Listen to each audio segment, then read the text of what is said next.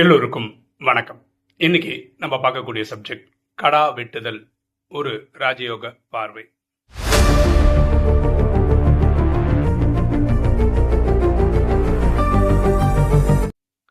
ஒரு ஆத்மா ராஜயோகம் பிராக்டிஸ் பண்றாங்க. அவங்களுடைய மாமனார் அவர் இன்னைக்கும் பக்தி தான் பண்றாரு. இந்த கேள்வி கேட்ட அந்த சகோதரிக்கு அவங்களுக்கு குழந்தை இருக்கு. அதாவது அவங்க ஊர் சைடில் குழந்தை பிறந்ததுன்னா இத்தனை வருஷம் ஆயிடுச்சுன்னா அந்த குழந்தைக்கு ஒரு ஃபங்க்ஷன் வச்சு கடா வெட்டுவாங்க, ஆடு வெட்டுவாங்க கோயிலில் வச்சு. இவங்க ராஜயோகம் ப்ராக்டிஸ் பண்ணுறதுனாலையும் அந்த உயிர்களை கொல்றதுல அவங்களுக்கு உடன்பாடு இல்லைன்றதுனாலையும் இதை அவங்க தீர்க்கமாக எதிர்க்கிறாங்க. ஆனாலும் மாமனார்கிட்ட போய் சவுண்டெல்லாம் ரைஸ் பண்ணி பேச முடியாது இல்லை, அதனால் கணவர் வழியாக இது பண்ணுறாங்க. கணவருக்கும் ப்ராக்டிக்கலாக இது மேலே உடன்பாடு கிடையாது. ஆனால் மற்றத்துக்கு ரெண்டு பக்கம் அடின்ற மாதிரி ஒரு பக்கம் மாமனார், அதாவது இந்த கணவருக்கு அப்பா சமாளிக்கணும், ஒரு சைடு பொண்டாட்டியை சமாளிக்கணும். ஸோ அவர் ஒரு நியூட்ரல் கிரவுண்டுக்கு வர்றார்.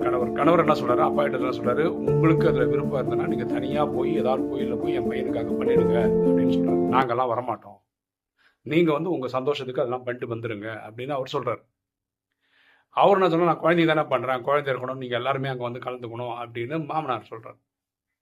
ஓகே, இப்போதான் அந்த ஆத்மா நம்மள கேள்வி கேட்டு இது எப்படி நிறுத்துறது, இது பண்ணா நமக்கு பாவம் வராதா? பாவத்தை பொறுத்த வரைக்கும் பரமாத்மா ஒரு விஷயம் சொல்றாரு, ரொம்ப கிளியரா சொல்றாரு.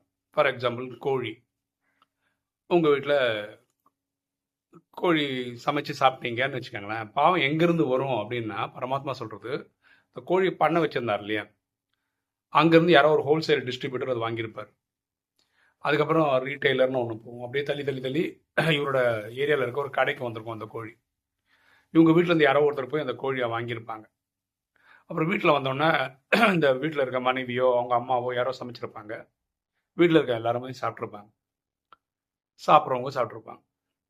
அப்போ பாவம் இந்த கோழி பண்ணை வச்சிருந்தார் இல்லையா, அங்கேருந்து அந்த பாவம் டிஸ்ட்ரிபியூட் ஆகி எல்லாருக்கும் பிரிஞ்சு வந்துடும் அப்படின்னு பரமாத்மா ராஜயோகத்தில் சொல்லியிருக்காரு.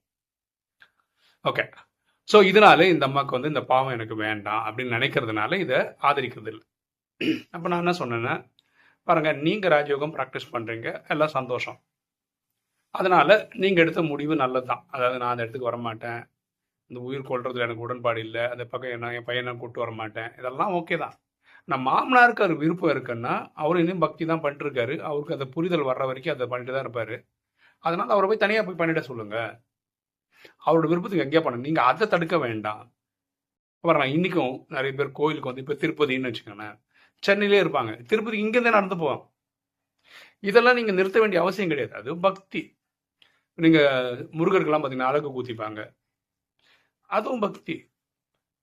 இப்போது சபரிமலை போகிறாங்க, பெரிய பாதை நடந்து போகிறாங்க, கிலோமீட்டர் கணக்காக நடந்து போகிறாங்க, இதெல்லாம் பக்தியின் வெளிப்பாடு தான்.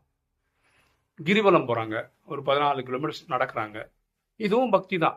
ஸோ இதெல்லாம் அவங்க விரும்பி பண்ணுறாங்க, இதில் நீங்கள் இன்டர்ஃபியர் பண்ண வேண்டிய அவசியமே இல்லை.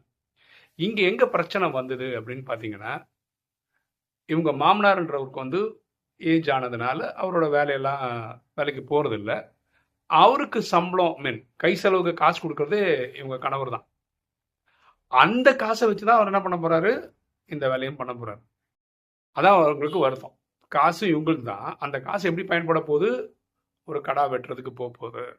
ஸோ கண்டிப்பாக நாங்கள் எங்களுக்கு குடும்பத்துக்கு அப்படியே பாவம் வந்துடும், அதனால எனக்கு உடன்பாடு இல்லை அப்படின்ற. இதில் ஒரு கிளாரிட்டி இருக்குது. இப்போ பாருங்களேன், இப்போ நான் ஒரு கம்பெனி வச்சுக்கோங்க, எங்கள் கம்பெனிலாம் இல்லை, சும்மா சொல்கிறேன், நான் 1 மேன் ஆர்மி தான்.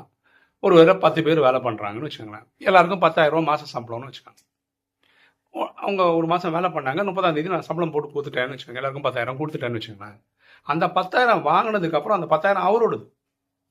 அதை வச்சுக்கிட்டு அவர் போய் சாராயம் குடிச்சாலோ, அதை வச்சு அவர் சிக்கன் பிரியாணி வாங்கி சாப்பிட்டாலோ, என்ன தப்பான செயல்கள் செய்தாலும் அது அந்த பாவம் அவரோட போயிடும். ஏன்னா அவர் உழைச்சதுக்கு தான் நான் சம்பளம் கொடுத்தேன், அது வரைக்கும் கரெக்ட், உழைச்சதுக்கு நான் சம்பளம் தரணும், என்னோட பாட்டை நான் கரெக்டாக பண்ணிட்டேன். அந்த பைசா வந்ததுக்கப்புறம் அது அவருது, அது அவருடைய நடவடிக்கையாக இருக்கும். அப்படி தான் இதை பார்க்கணுமே தவிர ரொம்ப மண்டை போட்டு குழப்பிக்க வேண்டிய அவசியம் இல்லை. நேரடியாக கேட்குறதே இதுக்காக தான் கேட்குறாருன்னு வச்சுக்கோங்க, கடா வெட்டணும், அதுக்கு ஒரு 10,000 கொடுங்க, 20,000 கொடுங்க, ஏதோ ஒரு காசு கேட்குறாருன்னு வச்சுக்கோங்களேன், இதை நீங்கள் தவிர்க்கலாம். ஏன்னா உங்களுக்கு நல்லா தெரியும், தப்பு பண்ணுறதுக்கு தான் கேட்கவே செய்கிறாரு, அதுவும் உங்கள் பையன் பேரை வச்சே கேட்குறாங்க. இது வேணுமா வேணாமான்னு யார் முடிவு பண்ணோம்? நீங்கள் தான் முடிவு பண்ணணும். அதை நீங்கள் ஸ்ட்ரிக்டாக சொல்லிடலாம். நீங்கள் உங்கள் சேவிங்ஸ் ஏதாவது வச்சுருந்தீங்கன்னா பண்ணுங்கள். இதில் நாங்கள் தப்பாக நினைக்கிறது என்னென்னா, அந்த கடா வெட்டுறதுலேருந்து பாவம் தான் எங்களுக்கு வரும் அப்படின்னு எனக்கு நாங்கள் சீரியஸாக நம்புகிறோம். அதுக்கு எங்கள் பைசாவே கொடுத்து நாங்கள் அந்த பாவத்தை சம்பாதிக்க விருப்பப்படலை அப்படின்றது ஆணித்தரமாக ரெஜிஸ்டர் பண்ணோம். பாருங்களேன், சில இடங்களில் நோ சொல்கிறதுக்கு நம்ம தயங்கவே கூடாது. முடியாது அப்படின்றது. இதுக்கு நீ இவங்களே போய் காசு கொடுத்து கடா வெட்டிக்கலாமே, அந்த பாவத்தை மொத்தம் வாங்கிக்கலான்னு. மாமனார் பண்ணான்னா இவங்க பண்ணாங்க. ஸோ தவிர்க்கிறதுனா தவிர்க்கிறது தான். அவர் கிளியராக சொல்லிடலாம் மாமனார்கிட்ட, இது எங்களுக்கு உடன்பாடு கிடையாது. நீங்கள் ஏதாவது சம்பாதிச்சு வச்சுருந்தீங்களா உங்கள் விருப்பத்தில் போய் பண்ணுங்க. இது வேற ஏதாவது பண்ணுங்க. அதாவது அனாதாசத்துக்கு போங்க, வெஜிடேரியன் ஃபுட்டு கொடுங்க குழந்தைங்களுக்கு, இப்படி புண்ணியம் சம்பாதிச்சு போயிடுங்க அப்படி சொல்லுங்கள். அந்த கடா வெட்டுறதுக்கு என்ன காஸ்ட் ஆகுமோ அந்த காஸ்ட் நாங்கள் தரோம். ஆனால் அதுக்கு யூஸ் பண்ணக்கூடாது. ஏதாவது ஒரு அனாதாசத்தில் போய் அங்கே இருக்க குழந்தைங்களுக்கு வெஜிடேரியன் ஃபுட்டு மத்தியான உணவாக கொடுங்க, இதுக்கு நாங்கள் காசு தரோம் அப்படின்னு சொல்லணும். ஓகேவா? ஸோ இதுதான் கரெக்டான பார்வையாக இருக்கும்.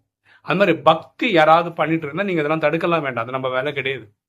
ஏன்னா அவங்க பக்தியை முடிச்சாதான் ராஜயோகத்துக்குள்ளேயே வருவாங்க. சரியா? இது பக்தியின் உச்சகட்டம். என்னது இந்த மாதிரி பண்ணுறது? ஓகே, ஒரு தகவல். நமக்கு ஒரு சகோதரர் இருக்கா பிரான்ஸில். அவர் ஒரு மெசேஜ் ஒன்று கொடுத்தாரு. அதாவது அங்கே பிரான்ஸில் சுவாமி நாராயணன் டெம்பிள் அப்படின்னு ஒரு டெம்பிள் வருது. 1500 கோடி ரூபா செலவு பண்ணி அதை ரெடி பண்ணியிருக்காங்க. அதோட குடமுழுக்கு விழா எல்லாம் சொல்லுவாங்களே, கும்பாபிஷேகம்லாம் சொல்லுவாங்களா, அது வந்து செப்டம்பர் 2ஆம் தேதி ஆரம்பிக்குது. ஒரு 14ஆம் தேதி வரைக்கும் இருக்க போல இருக்கு. அவர் என்ன சொன்னார், சகோதரர் பிரதர் நீங்கள் அப்ளை பண்ணிட்டு வாங்க அப்படின்றார். அது முயற்சி பண்ணுங்க வர்றதுக்கு. விசா கிடச்சிச்சுன்னா நீங்கள் வந்துடலாம். பொதுவாக என்ன சொல்கிறாருன்னா, இப்போ ஃப்ரான்ஸ் மாதிரி கண்ட்ரியில் வந்து காசு இருக்குது, ஃப்ளைட் டிக்கெட் எடுத்தால் வந்துடலாம் அப்படின்றது கிடையாது. இந்த விசாலாம் கிடைக்கிறது தான் பெரிய விஷயம். நீங்கள் அப்ளை பண்ணுங்க அப்படின்னு. ஏன்னா என் குழந்தைங்க வந்து இன்னும் தெரியல, சின்ன குழந்தையிலேருந்து அந்த ஈஃபில் டவர் பார்க்கணும் அப்படின்றது 2 குழந்தையோட மனசில் இருக்கு. என் சின்ன பொண்ணு வந்து எந்த கிஃப்ட் வாங்கினாலும் அந்த ஈஃபில் டவர் இருக்கிற மாதிரி தான் கிஃப்ட் வாங்குவோம். எந்த டிஷர்ட் வாங்கினாலும் அந்த ஈஃபில் டவர் இருக்கிற மாதிரி தான் வாங்குவோம். ஏதோ தெரியல, குழந்தைக்கு விட்ட குறை தொட்டக்கரை ஏதோ இருக்க போல இருக்கு. அப்படி நான் என்ன பண்ணேன்னா, நேற்று ஆன்லைனில் போய் ரெஜிஸ்டர் பண்ணேன். ஆன்லைன் ரெஜிஸ்டர் பண்ணுறது வந்து ஃப்ரீ தான், பண்ணிட்டோம். இதுக்கப்புறம் வந்து அங்கே ஒரு 4 டைப் ஆஃப் ஈவெண்ட் இருக்குது. அது கொஞ்ச நாளுக்கு அப்புறம் அவங்க ரெஜிஸ்டர் ஓகே பண்ணிட்டாங்கன்னா, அவங்க 4 இதில் ஏதாவது ஒன்று நீங்கள் கலந்துக்காங்க. ஒன்று வந்து அந்த பூஜைக்கு கலந்துக்கிறது, ஒன்று வந்து கோயிலுக்கு வந்து ஒரு நகர்வலம் போகிற மாதிரி ஒன்று, அந்த மாதிரி 4 விஷயங்கள் வச்சுருக்காங்க. அது ஏதாவது ஒன்று நீங்கள் ட்ரை பண்ணணும்.